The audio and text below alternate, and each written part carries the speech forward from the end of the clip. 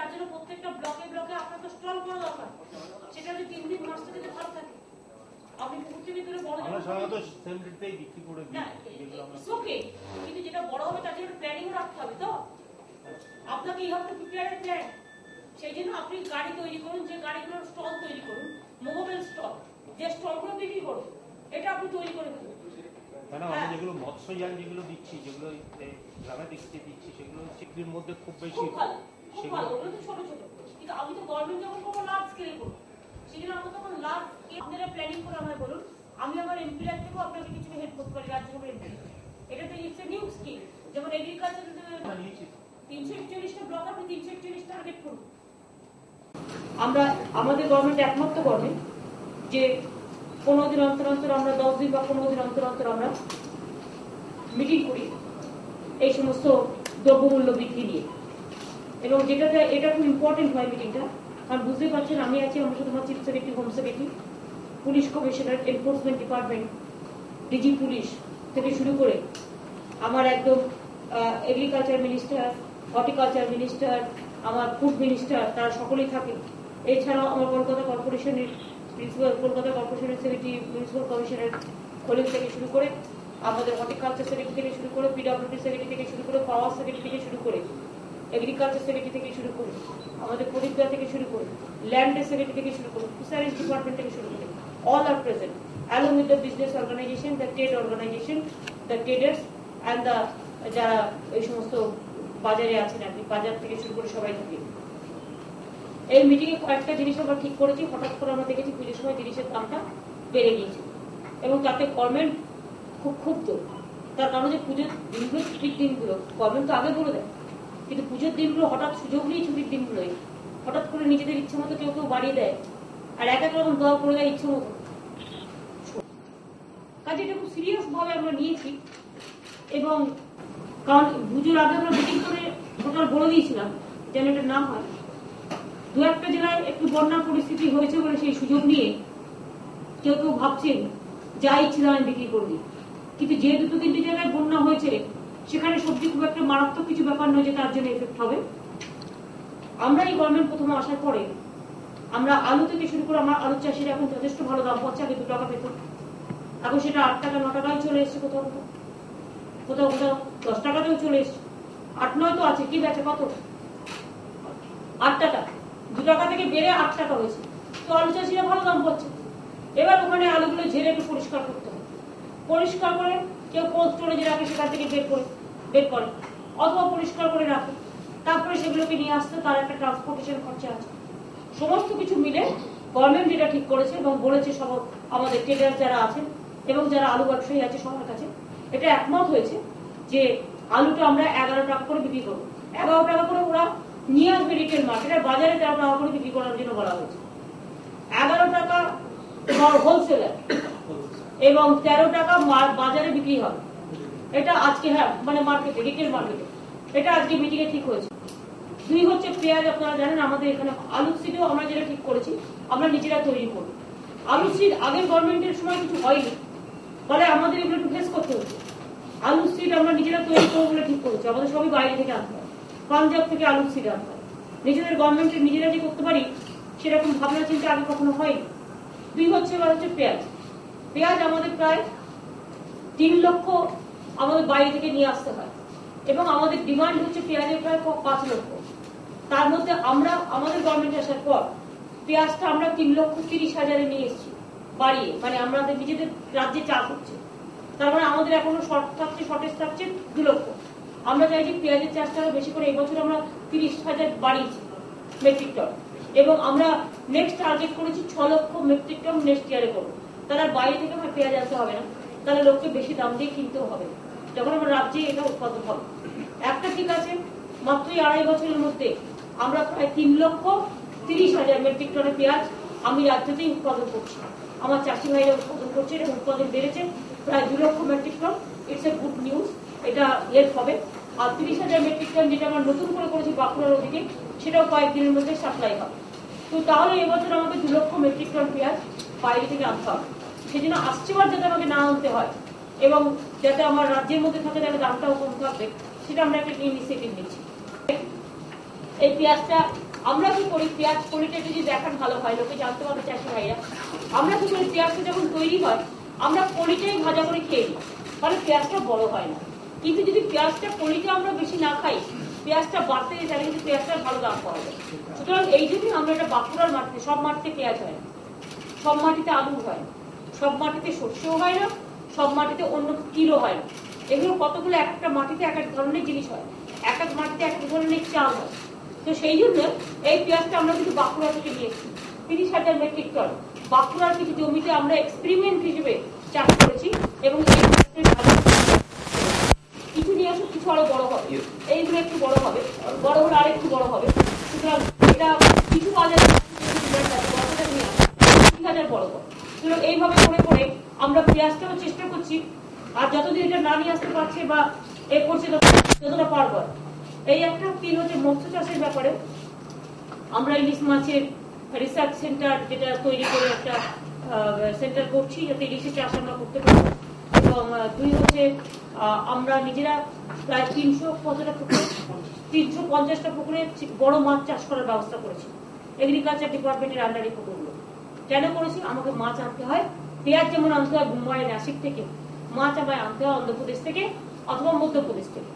আমরা নিজেরা কখনো ভাবিনি যে আমরা যদি মাছটা বড় করে বিভিন্ন জায়গায় চাষ করি, কিছু মাছ আছে ছোট বড় হয়, সেগুলো সঙ্গে সঙ্গে বিক্রি হয়, কিন্তু কিছু মাছ আছে বড় হতে পারে, যে মাছগুলো বড় হতে পারে সেই মাছগুলো আমার বড় করার দিকে যেতে হবে। তার কারণ হচ্ছে আমি যে মাছটা বড় হতে পারে 5 কেজি বা 2 কেজি বা 2.5 কেজি, সেটা আমি যদি 500 গ্রাম তুলে খেয়ে নিই, তাহলে কিন্তু বড় মাছটা বাইরে থেকে কিনতে কিনতে আমাদের 12টা বাজে, দাম বাড়ছে। এবং বাইরে থেকে আনতে গেলে তো বাইরের লোকেরা ট্রান্সপোর্ট খরচ আছে, তার নিজের রাজ্যের খরচ আছে। আমি লোকের উপর নির্ভরশীল হবো কেন? আমাদের নিজের পায়ে দাঁড়াতে হবে, এগ্রিকালচার থেকে শুরু করে ফিশারিজে। এবং সেই জন্য আমরা ঠিক করেছিলাম, আমাদের কিছুদিন আগে এটা আমরা ঠিক করেছিলাম। এবং আমি thanks to my fisheries department and agriculture department, যেটা অলরেডি, এবং আমি পেঁয়াজের ডিপার্টমেন্টকেও, আমি হর্টিকালচার ডিপার্টমেন্টকেও থ্যাঙ্ক দিচ্ছি, এগুলো উৎপাদন করছেন নতুন করে। মাছ আমরা প্রায় 350টা পুকুরে বড় করতে শুরু করি, এটা আপনারা কেউ জানেন না, এগ্রিকালচারের থেকে। এবং 350টা পুকুরে মাছের প্রায় 700 গ্রাম করে হয়েও গেছে। আমি বলেছি এটাকে আরো বড় করতে, আরো 6 মাস টাইম লাগবে, কিন্তু এতে কি হবে, অনেকটা আমি ডিমান্ড, আমি এগুলো গভর্নমেন্টে বিক্রি করে লোকে সস্তায় পাবো। তুলসী, কালমেঘ, বাসক থেকে শুরু করে আপনার প্রত্যেকটা শাকের এক এক রকম গুণ আছে, এবং এগুলো খুব ভালো মার্কেট আমরা করতে পারি। আমাদের কালিম্পংয়ের শিংকোনাটাকে আমাদের বেশি করে উন্নত করতে হবে, শিংকোনা নতুন করে করা হচ্ছে, রিভাইভ করা হচ্ছে। এবং এছাড়াও আমার যত গাছপালা, ফুল ফল আলাদা, গাছপালা আলাদা, ফুল ফলের আলাদা বিজনেস, গাছপালার আলাদা বিজনেস। এবং যে গাছের পাতাগুলো পড়ে যায় আমরা নষ্ট করে ফেলি, সেগুলো দিয়েও অনেক কিছু এক্সক্লুসিভ ঘর সাজানোর জিনিস হতে পারে। সুতরাং স্মল স্কেলকে টোটাল ইনভলভ করে এই কাজগুলো আমরা আগামী দিন করব। বড় বড় ইন্ডাস্ট্রি যেমন আছে, ইট কাঠ, লোহা, কয়লা, এই সমস্ত, মনে রাখবেন ছোট ইন্ডাস্ট্রির দাম কিন্তু অনেক বেশি। আর আজকে পৃথিবীর অর্থনীতি কিন্তু বাঁচবে, বেঁচে আছে এই স্মল স্কেলের উপরে। কাজে এই স্মল স্কেলটাকে আমরা বেশি গুরুত্ব দিচ্ছি, এবং এইটাই যদি আমরা করতে পারি, লক্ষ লক্ষ মানুষের কর্মসংস্থান, এটার জন্য একটা ভিশন ডকুমেন্ট তৈরি করা উচিত, একটা প্ল্যান অফ অ্যাকশন তৈরি করা উচিত। আমরা ইতিমধ্যে ইনস্ট্রাকশন দিচ্ছি অল দ্য ডিপার্টমেন্টকে to prepare their vision and to prepare their plan of action. কি করবে 6 মাসে, কি করবে 1 বছরে, কি করবে 2 বছরে, কি করবে 3 বছরে, কি করবে 5 বছরে, কি করবে 10 বছরে, আপ টু 20 ইয়ার্স আমরা একটা ভিশন প্ল্যান তৈরি করতে বলেছি। আমি রেলে যখন মন্ত্রী ছিলাম তখন আমি আপ টু 20 পর্যন্ত ভিশন প্ল্যান তৈরি করেছি। এখন থেকে তৈরি করলে, প্ল্যানিং করলে ভবিষ্যৎ জেনারেশন, ভবিষ্যতের মানুষ সুযোগটা পাবে। এবং মাদার ডেয়ারিও নতুন করে আরো অনেক 5000 কিয়স্ক তৈরি করছে, ফিশারিজ ডিপার্টমেন্ট তৈরি করবে, যে মাছগুলো বাজারে বিক্রি করবে। সুতরাং এরকম অনেক প্রোগ্রাম নেওয়া হয়েছে, ঢেলে প্রোগ্রাম নেওয়া হয়েছে। আমি চাই আমাদের চাষি ভাইরা তার ঘরে আলো ফুটুক, আমি চাই আমাদের দোকানদাররা তাদের ঘরে আলো ফুটুক। Trinamool Congress is the only party যারা মিনিস্ট্রি ছেড়ে চলে দিয়েছে দোকানদারদের জন্য, মিনিস্ট্রি ছেড়ে দিয়ে চলে এসছে, আর কোনো পার্টি ছাড়েনি। তো আমরা এত বড় স্যাক্রিফাইস করেছি বিকজ আমরা যখন মানুষের ক্ষেত্রে কোনো ডিসিশন নিই, আমরা সেটা নিই। এবং সেই জন্য আজকে দ্রব্যমূল্য বৃদ্ধির প্রতিবাদে এই সমস্ত মিটিং আমরা নিজেরাই যেটা করছি। পুজোর মধ্যে যেহেতু বলে দিয়েছিলাম কিন্তু ওরা শোনেনি, পুজোর মধ্যে enforcement, Kolkata police, Paschimbanga police এনফোর্সমেন্টের সাথে প্রত্যেকটা বাজারকে নজরে রাখবে। হঠাৎ করে যদি লাভ করতে গিয়ে, আরে আপনারও তো ঘর আছে, আমারও তো ঘর আছে, সবাই যদি খুশি থাকে, সবাই খুশি থাকলে আমরা সবাই খুশি। সুতরাং লেটাস ট্রাই, আমরা এটা চেষ্টা করছি। আর যারা এগুলো বদমাশি করবে, দুষ্টুমি করবে, সেটার ব্যাপারে গভর্নমেন্ট এফআইআর করবে এবং স্ট্রং অ্যাকশন নেবে। অন্য কিছু না, আমি চাই না আমি চাই আমরা যেটা মিটিং এ ঠিক করেছি, আমি এখানে একা নই, পুরো government, all the department, along with traders community, দোকানদার কমিউনিটি, সবাই মিলে বসে এটা আমরা ঠিক করেছি। সুতরাং there must be uniform system. Uniform system में जाना है और एक और बाजार में ये रेट মানে কামিয়াবি করবে। একই রেট থাকবে, যেটা আমরা বলছি 13 টাকার বেশি আলু বিক্রি করা যাবে না। যদি কেউ করে, আমি তাকে রিকোয়েস্ট করবো না করতে। গভর্নমেন্টের ভিজিলেন্স থাকবে, কি দরকার পুলিশ গিয়ে রেড করবে, অ্যারেস্ট করবে, এগুলো কি দরকার? তবে এটা ঠিক আপনাদের হোলসেলারদের ফার্স্ট 11 টাকায় দিতে হবে, তবে কিন্তু আমরা রিটেল মার্কেট 13 টাকায় বিক্রি করতে পারবো। এটা আপনাদের দায়িত্ব সবচেয়ে বেশি। আর মার্কেটে আপনারা গিয়ে মার্কেট কিছু করবেন, এটা হচ্ছে আপনারা মার্কেটে ইনফরমেশনটা সার্কুলেট করবেন। আপনারা একটা লিফলেট দিয়ে জানিয়ে দেবেন এটা আপনাদের যেভাবে আপনারা করেন, আপনাদের বাজার দোকানদার, আপনাদের সমিতি কমিটির মাধ্যমে এটা প্রত্যেকটা বাজারকে ইনফরমেশন দেবেন। আর প্রত্যেকটা বাজারের পক্ষ থেকে কর্পোরেশন এবং পুলিশ জয়েন্টলি ইনফরমেশন একটা পার্সন করবেন, ওদের নোটিফিকেশনটা নিয়ে। এই যে এরা মিটিং আছে, এদের যেটা লেখাবেন, সবাইকে দিয়ে লেখাবেন যেটা আজকে কি করে আজকে মিটিং এ রেজলিউশন করা হয়েছে, সবাই সই করবে একসাথে। সই করে কর্পোরেশন, পুলিশ এবং ডিজি পুলিশ সই করবে, আর এদিকে আমাদের যারা বিজনেস কমিটি আছে সবাই সই করবে। সই করে এটা সব বাজারে বাজারে যাবে, ঠিক আছে? বিপণন দপ্তর আলুর দাম 14 টাকায় বেঁধে দিয়েছিল, আপনি বললেন 13 টাকা, এবং তারপরেও বেঁধে দেওয়ার পরেও সোমবার নোটিফিকেশন জারি হওয়ার পরেও কলকাতার শহরতলির বাজারে 16 টাকা 18 টাকা 19 টাকা। ভাই সেটা ইন্ডিভিজুয়াল মার্কেট করে। এটা প্রবলেম কি? প্রবলেম হচ্ছে আপনি লেক মার্কেটে যে দাম দেখবেন, হরিয়াট মার্কেটে কিছুটা ডিফারেন্স আছে। আপনি কোলে মার্কেটে যে দামটা, সেই মার্কেটের দামটাকে আমরা মোটামুটি করি। কেউ নিজের ইচ্ছে মতো দাম করে দেয়, তার কারণ কোনো সিস্টেম নেই, কোনো মনিটরিং নেই।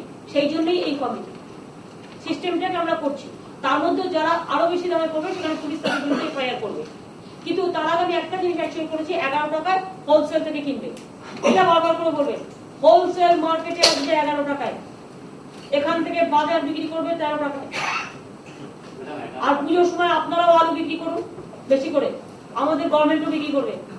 হর্টিকালচার, আমি এগ্রিকালচার ডিপার্টমেন্টকে বলছি, হর্টিকালচারের সাথে কথা বলে